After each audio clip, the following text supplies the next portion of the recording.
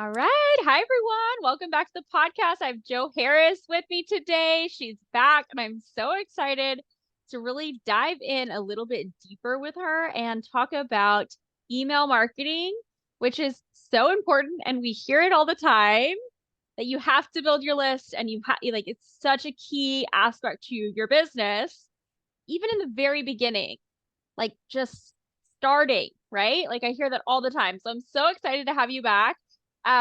If they didn't catch the first episode you were on, if you'll just share a little bit about who you are and what you do. Yeah, thank you so much for having me, Robin. It's a pleasure to be here again and chat with you. So, my name is Jo Harris, and I'm a conversion copywriter. I'm an entrepreneur, and I'm a busy, busy mom of three. So, I have a lot going on, like most of you who are listening.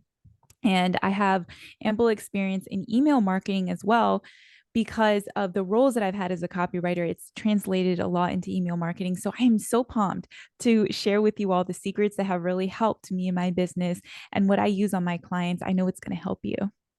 Yay, I'm so excited to just really hear from an expert in this because I think that sometimes it's overwhelming and like I know it's so important. And so I'm building the list and I'm like, okay, that's great.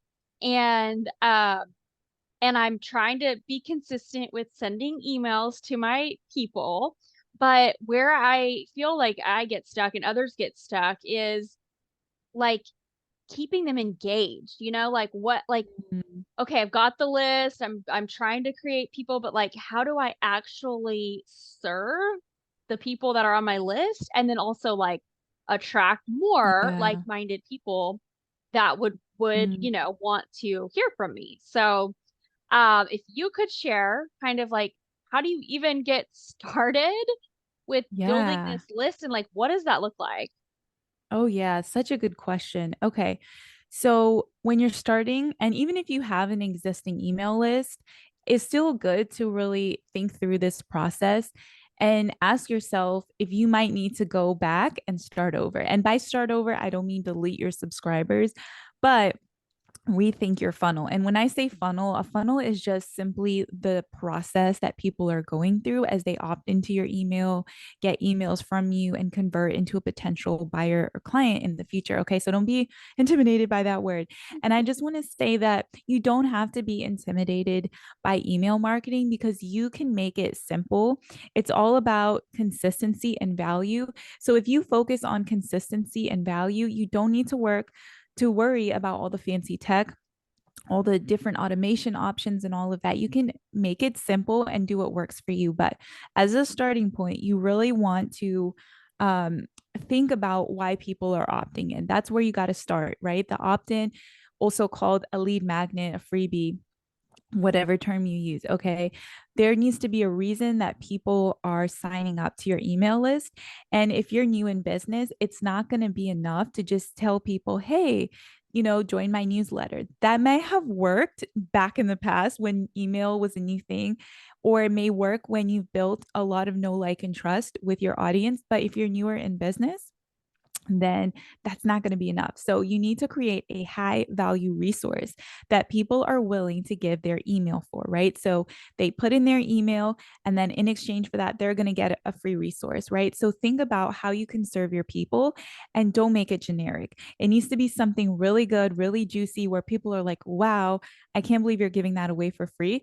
And obviously within boundaries because you don't want to give away too much, right? So that's really where you want to start. Okay.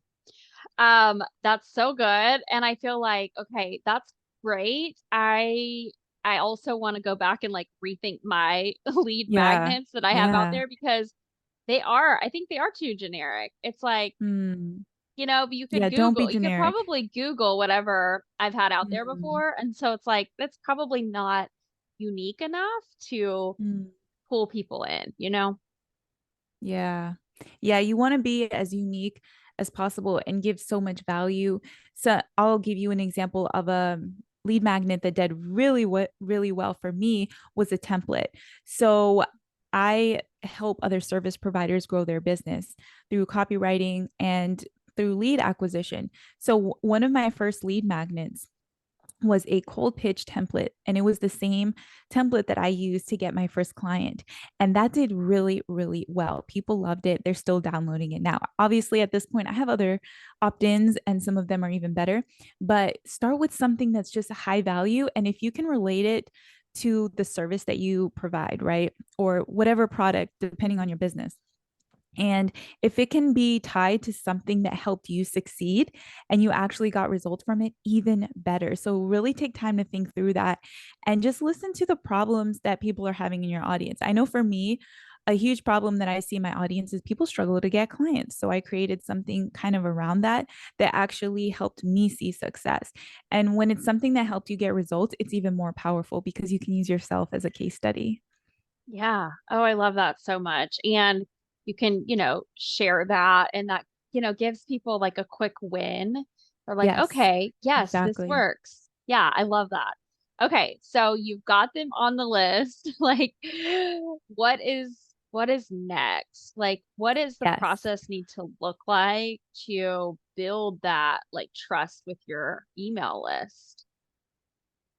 So, next, what you want to do is write an email welcome sequence. And this is simply a series of emails that they're going to get after they sign up. And you can set up an automation to where it's automatic. So, as soon as they sign up, you get to decide when do they get that first email in your series. Is it the same day? Is it the next day? Are they going to get an email a day for 5 days or every other day? You get to decide that, right? So, my welcome sequence is only 4 emails long.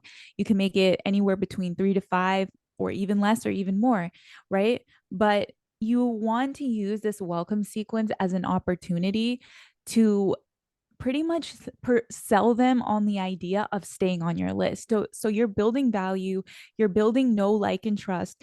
You are telling them what to expect and you're infusing your personality into it.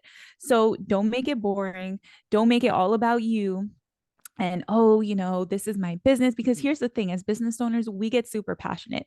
So when we're writing copy, we're writing an email, we make it about, oh, I love this and I'm so passionate about this and I want to help you. But we have to make it audience focused. We have to make it about them. So talk about why they joined that list, right? In the first email, hey, such and such, and use personalization, right? Include their name. Hey, such and such, you joined my list because why did they join? Remind them of how being on this list is going to help them solve a problem, help them to reach a goal. That's selling them on the idea of staying and getting them excited for what's to come. So that's a really, really important step. Once you have that welcome sequence in place, you need to be consistent each week or every other week, whatever frequency you decide, but just be consistent in sending your newsletter. Okay. So decide on a frequency that works for you. When I started out, I did bi-weekly, so every other week.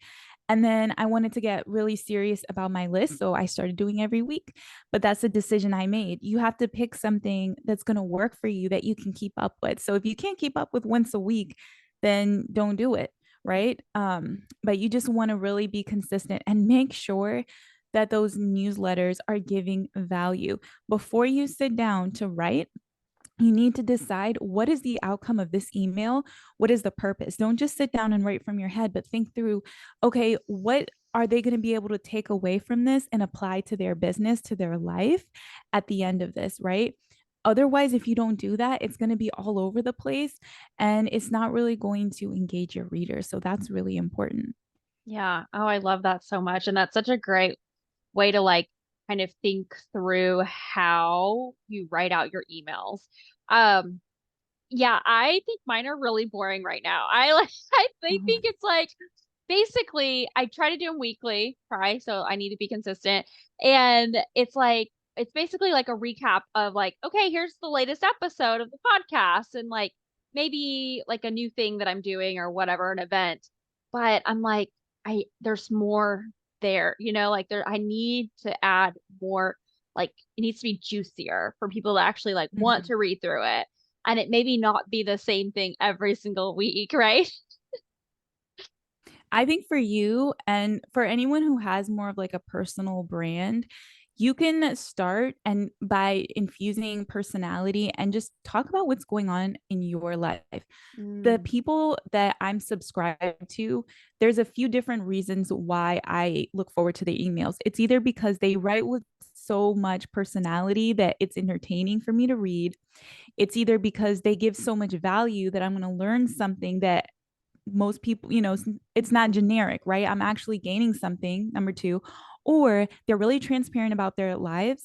And I enjoy what I gain from that, right? Because I can relate to them. So those are typically three things that keep me engaged. So if you can fall into at least one of those categories, if you can do more than one, great, but at least fall into one of those categories with your audience, it's going to help, you know, keep people on your list for sure.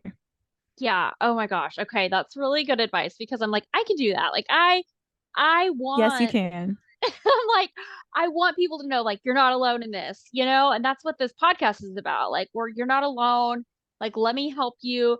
Come with me. And so if I can Yes. somehow translate that into my emails, I think that that would be better. That would be it would be something, more sustainable for people to want to like read on and not so boring, not just like the same thing every week. So that's great. And I Okay. can give you an example Yeah. of this if you want. Okay. Yeah, So for sure. your listeners can hear it in action. So I got an email the other day. I'm on someone's list, and the subject line was so interesting. The subject line was from anger to miracle. And I was like, that's interesting. It made me want to click and find out like what is that about. Now, mind you, this is a business, someone in business, someone who has a platform. They teach about business, right? But they have a personal brand. So in her email, she talked about a big disappointment that she had at a certain point in her life. She shared a picture and she looked so happy in the photo, but she shared how angry she was inside and what she was going through. And then she talked about how 2 years later, around the same time, things are completely different. And she shared that transformation. And that resonated with me. I followed her initially because I'm also in business, but that resonated with me and it made me so excited to read more of her emails because at that point in time that I got that, I was going through something in my life and I was going through some disappointments, some difficult things. And so it just came at the right time. So don't be afraid to get real with your audience. Even for me, I'm teaching people about business. However, there are some emails that are more personal and I talk about life and I talk about faith. And I've gotten more responses probably on those kind of emails than even my regular newsletters. So, don't be afraid to be a little bit vulnerable, to share what, your values, your faith, whatever it is that you feel on your heart compelled to share, just share it. Tell your story. Oh, that's so good. Such good advice. Oh my goodness. And it's like it can vary, right? Like it doesn't have to be the same exact thing every week. It can, yeah, it can flow with whatever's going on in your life. And I think that also helps, like you said, it resonates with certain people different at different times in your life because you're knowing like, okay, I'm not alone in this. Like I feel that too. They feel that. I feel that. Okay, we can keep going, and like, and maybe like this is how I continue to show up, right? And it's like, okay, that's a good reminder. Got it. I'm gonna continue to show up, right? Love that. Okay, Oh, yeah. so you got them on your list. You welcome them. Like, what is next? I hear all the time, like, there's a nurture sequence. Like, what is the nurture sequence? So a nurture sequence is pretty much just a series of emails to nurture your audience. So it's kind of like think of your email, your newsletter, whether it's weekly, monthly or whatever, but condensed into like a series that they might get within a few days or a week or whatever that is. So that's a nurture Mm. sequence. I personally don't really use those in my business because I consistently do email my audience. But that is a thing that you can do. But really, the next step from there is just being consistent with messaging your audience and sending out emails. Honestly, that's really the next step. And just pay attention to what they're saying. What email, make sure you're tracking your metrics. Mm. That's going to give you insight on what people gravitate towards. So if you see that certain emails had a high open rate, it's because of the subject line, right? That hook. got them interested. So that will give you insight into the subject line you use and the topic, what people are interested in. If you see the open rates are lower for particular emails, then you know that you might have to make adjustments with either the topic or the subject line. You can A B test your subject lines, meaning you pick two different ones and you send out an email, and your platform will send out a small amount of emails using each one. And whichever one had the highest rates, it will send the rest to with using that subject line. So that's something else that you can do. I don't personally use that. I haven't found it to be super effective, but it's an option, right? So just tune in, listen to people. What is it that they're struggling with? And just get real and, talk about what they want to hear. Yeah. Oh, it's so good. And it feels simple. Like once you say it, I'm like, that makes a lot of sense. But like, I wouldn't just think of that on my own. I'm just like Oh, overthinking yeah. it. And I'm like, Don't overthink it. No. it's like the worst whenever you start overthinking and Yeah. overanalyzing every little thing.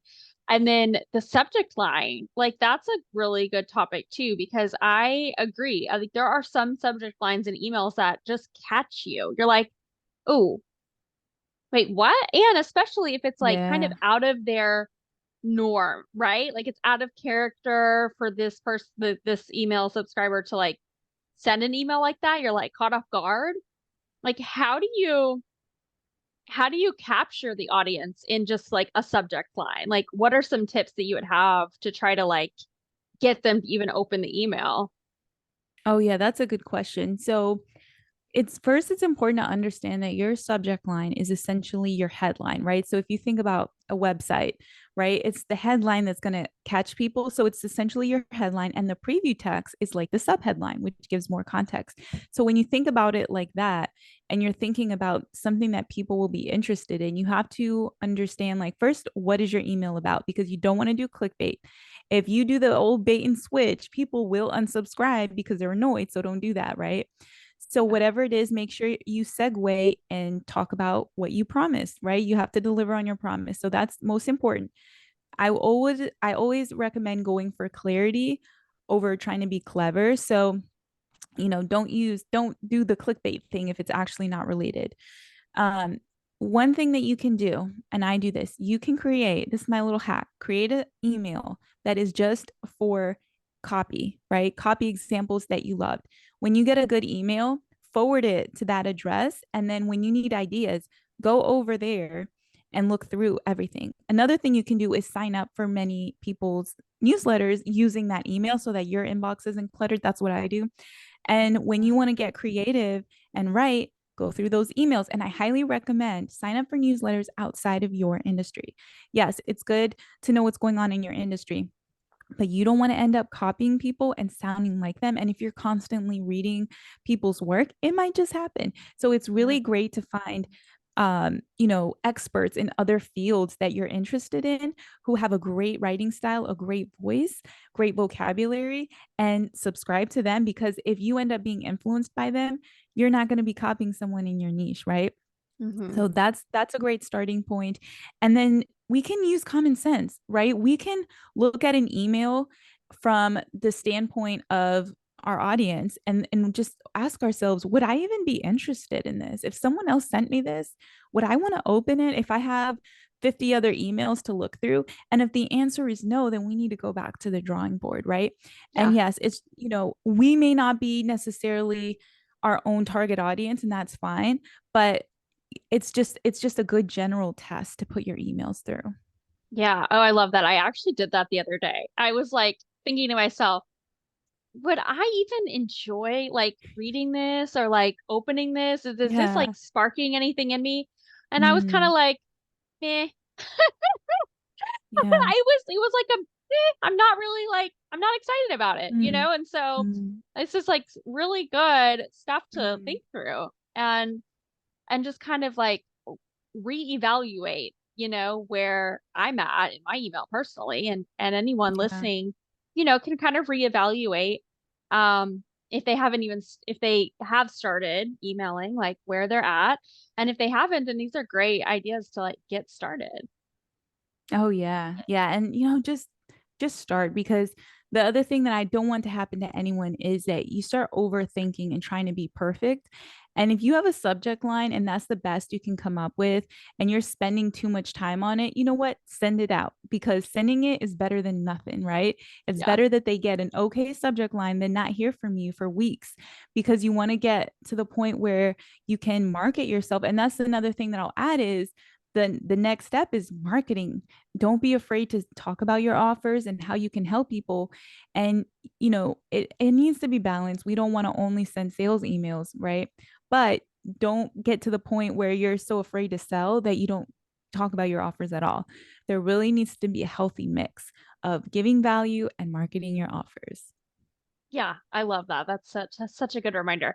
And I heard the other day something that's like continue to email until they either unsubscribe or they buy. Like So good. I continue. love that. Yes. Yes. And it's like Absolutely. I would kind of feel a little like sad like if I get like a bunch of unsubscribes, I'm like, "Oh, boo," but I also have been hearing like that's okay. That's just not your person, Like it's okay Yeah. to let them go and not have any like emotions tied to it. Like Yeah. just continue to show up and the right people, who Yes. you will serve will be there, right? Absolutely. And I had to come to that point myself, and realize, well, if they unsubscribed, they weren't going to buy from me anyway. So what is the point of just having them there for vanity metrics, right? Yeah. And it's not all about money, but this is a business. Why Yeah. we're not doing this as a hobby. So if someone's not interested, they're not going to buy your offer, then it's fine if they unsubscribe. Yeah. At what point would you like start to take them off your list if you notice, that they're not opening or engaging with your emails? Kind of what is your process with that?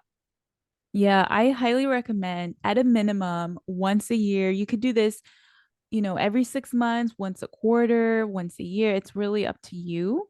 I would recommend maybe every 6 months. And if someone hasn't opened an email from you in the last 3 months, then it might be time to just scrub your list. You can do what's called a comeback series where you let people know, hey, I am going to be deleting people from my email list. If you're interested, click here to stay on. You could do that, or you could just delete them. It's totally up to you. But I do recommend cleaning out your list. And the reason is because it can affect deliverability, right? If people who are not interested are marking you as spam or they're not opening, all of that stuff can affect your deliverability, and it affects your metrics as well. So if they haven't opened in 3 months, they're probably not interested. Yeah. Yeah, that makes a lot of sense. Okay. Can you share a little bit more about your list lingo and what that program is all about? I know that it's coming soon, so want to share what everyone can expect from that. Yeah. So I get so many questions from other business owners about, how can I write my own copy? Maybe they're not in a place in their business where they can outsource that, but they want to learn how to do it for themselves and do it well. So I created a training called List Lingo, and it's all about how to start your email list from scratch and get your first 500 subscribers. And what's really cool about this is I'm creating it for people who are not necessarily marketing or tech savvy. So I want people to feel empowered and not overwhelmed by email, because I know that they can do it. It's in them. They need a little bit of direction, right? On how to apply the principles. So I'm taking you step by step, holding your hand through the whole process, literally showing you what you need to do from scratch. So even if you have 0 subscribers or you have 100, it's going to help you to grow your list and get to the next level and just optimize what you have. But I literally show you how to do everything from choosing a lead magnet to creating it. I'll show you on screen. You'll see me creating a lead magnet. You'll see me creating a landing page. You'll see me setting up the automation, and you can literally have a screen open next to the video, and you can be copying my steps and doing it for yourself, so it's actionable. And you're, by the end of this course, you have your email list set up, and now you're just working on promoting it, which I teach how to do that as well. Oh, I love that. It's so helpful too to be able to have that step by step, like I'm gonna do it with you, Yeah. and Yeah. because especially for newer business owners, they're so overwhelmed with all of the things, and then they're like, well, I have to do this thing, and I don't know where to even start. So they just put it off. Like that's what I'm hearing is like, nope, I just Yeah, haven't started that because I don't even know where to start. And it's so overwhelming. exactly. Like it can feel like a lot if you don't have Mm. help. So I love that you're offering this. This is going to be so cool. Um, and can they sign up right now? Can they get on the wait list?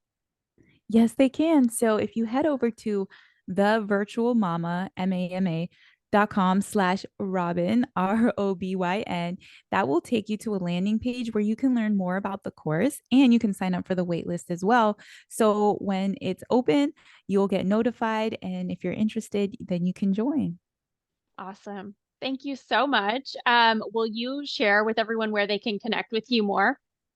Yeah, of course. So I'm very active on social media. You can find me at instagram.com/ the virtual mama.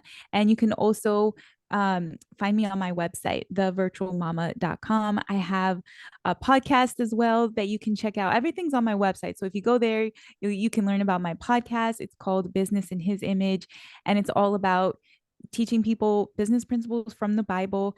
And I have a free Facebook group. So I have a lot of free resources that can help business owners, and you can find that all on my website. Awesome. Thank you so much for being here. This has been so much fun. Oh, thank you for having me. I appreciate it.